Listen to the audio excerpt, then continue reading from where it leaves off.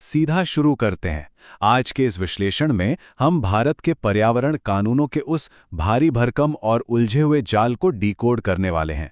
संविधान की किताब से लेकर इंटरनेशनल संधियों और सुप्रीम कोर्ट के उन कड़े फैसलों तक हम समझेंगे कि आखिर ये पूरी मशीनरी काम कैसे करती है। एक बड़ा सवाल जो अक्सर दिमाग में आता है जब प्रदूषण की बात होती है तो अक्सर लोकल या स्टेट लेवल के कानून कमजोर क्यों पड़ जाते हैं। वजह बड़ी साफ है, प्रदूषण को बॉर्डर से कोई मतलब नहीं है, राइट।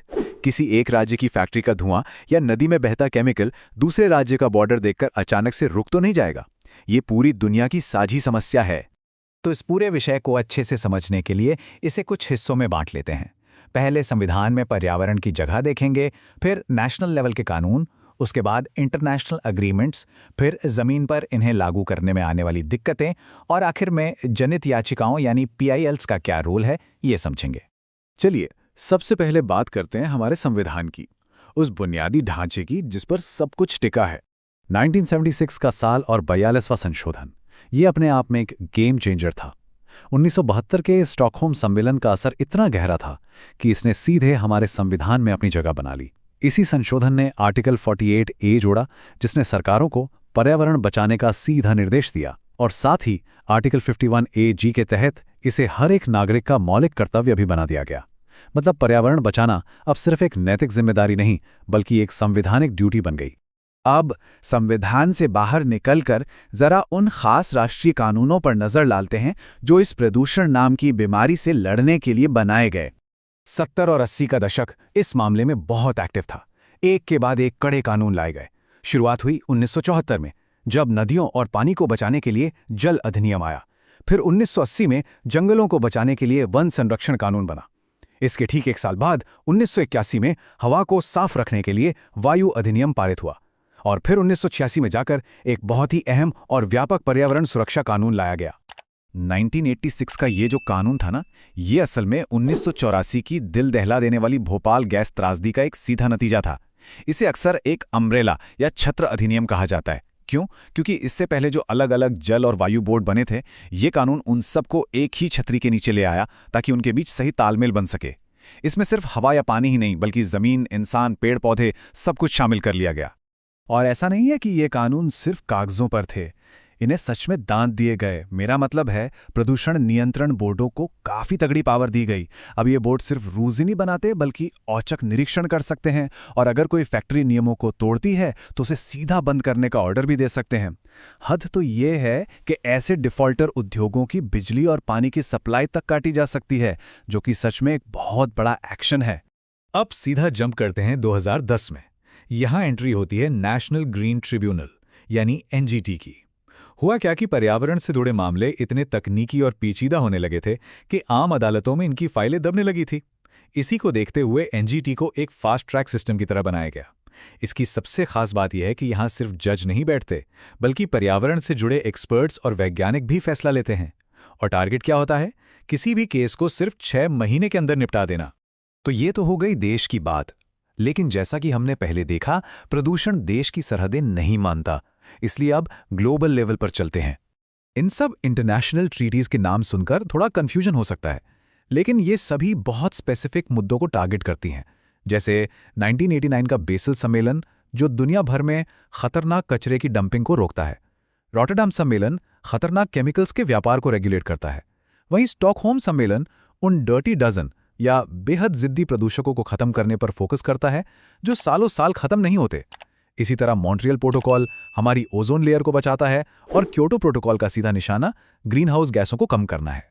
और अगर रीसेंट टाइम्स की बात करें तो 2015 का पेरिस एग्रीमेंट, जिसे हम COP21 भी कहते हैं, वो सबसे ज्यादा चर्चा में रहता है। इसका लक्ष्य एकदम साफ है, ग्लोबल वार्मिंग को 2 डिग्री सेल्सियस से नीचे रखना और पूरी जान लगाकर इसे 1.5 डिग्री पर ही रोक देना। ये 1.5 का नंबर लिटरली इस ग्रह के भविष्य के लिए सबसे क्रूशियल आंकड़ा है। अब सवाल ये उठता है कि जब हमारे पास इतने सारे कड़े कानून हैं, इतने सारे इंटरनेशनल एग्रीमेंट्स हैं, फिर भी हमारी नदियां और हवा प्रदूषित क्यों हैं? चलिए ग्राउंड रियलिटी पर बात करते हैं। अगर हम बिल्कुल निष्पक्ष होकर देखें तो जमीन पर इन कानूनों को लागू करना एक अलग ही सिरदर्द है।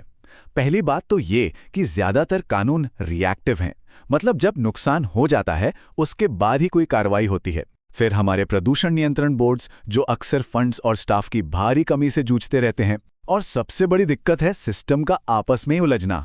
कभी कभी ऐसा होता है कि पोल्यूशन बोर्ड तो एनओसी देने से मना कर देता है, लेकिन लोकल नगरपालिका उसी फैक्ट्री को चलाने का लाइसेंस दे देती है।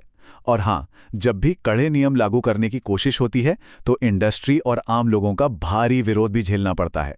इसका एक क्लासिक उदाहरण देखते हैं। एक तरफ कोर्ट या सरकार के कड़े आदेश होते हैं, जैसे दिल्ली में प्लास्टिक बैन करना या पब्लिक ट्रांसपोर्ट को सीएनजी पर शिफ्ट करना। ये सुनने में एकदम परफेक्ट लगता है। लेकिन दूसरी तरफ है जमीनी हकीकत।